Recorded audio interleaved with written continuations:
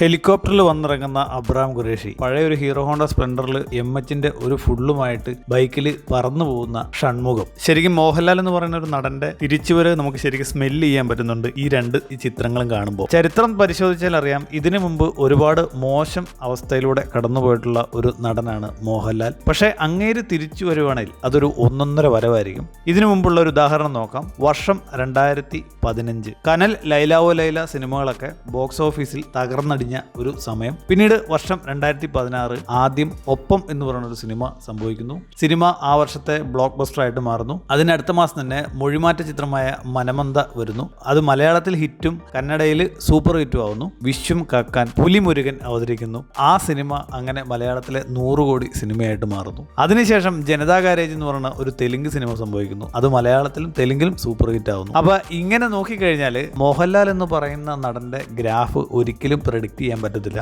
ഈ കഴിഞ്ഞ നാളുകളായിട്ട് കുറച്ചധികം സിനിമകൾ പരാജയപ്പെട്ടപ്പോൾ പലരും പറയും മോഹൻലാൽ അഭിനയം നിർത്തുന്നതാണ് നല്ലത്, മോഹൻലാൽ ഇനി അഭിനയിച്ചിട്ട് യാതൊരു കാര്യമില്ല എന്നൊക്കെ പറയും. ഇനി ഒന്നോടെ റിവൈൻഡിലിട്ട് പോകാം. വർഷം 2013 ക്യാസനോവ, ലോക്പാൽ, ഗീതാഞ്ജലി തുടങ്ങിയ സിനിമകളൊക്കെ അട്ടർ ഫ്ലോപ്പ് ആവുന്നു. അതിനുശേഷം ദൃശ്യം എന്ന് പറയുന്നൊരു സിനിമ വരുന്നു. വലിയ പ്രതീക്ഷയൊന്നും ഇല്ലാതെ വന്നൊരു സിനിമയാണ്. അറിയാലോ, വലിയ പ്രതീക്ഷകളൊന്നും ഇല്ലാതെ തിയേറ്ററിൽ ഒരു നവംബർ മാസം വന്ന സിനിമയാണ്. പിന്നീട് ആ സിനിമ മലയാള സിനിമയെ മാറ്റിവെക്കാൻ പറ്റാത്തൊരു ചരിത്രം സൃഷ്ടിച്ച ഒരു ദൃശ്യ വിസ്മയം തന്നെയായി. അതുപോലെ തന്നെയാണ് ഇപ്പോൾ എമ്പുരാന്റെയും ഈ തുടരും എന്ന് പറയുന്ന സിനിമയും നമുക്ക് നോക്കി കാണാൻ സാധിക്കുന്നത്. മോഹൻലാൽ ആരാധകൻ എന്ന നിലയ്ക്ക് ഇതൊരു വമ്പൻ തിരിച്ചുവരാകട്ടെ എന്ന് നമുക്ക് പ്രതീക്ഷിക്കാം. ഇതുപോലെ മറ്റ് അനുഭവങ്ങളുണ്ടെങ്കിൽ, അതായത് തകർന്നുപോയ സിനിമകൾ ഉണ്ടായിട്ട് വീണ്ടും ഉയർത്തെഴുന്നേറ്റ് വന്നൊരു അനുഭവം ഉണ്ടായിട്ടുണ്ടെങ്കിൽ നിങ്ങൾ താഴെ കമൻറ്റ് ചെയ്യുക. പുതിയൊരു വീഡിയോ ആയിട്ട് വരുന്നതായിരിക്കും.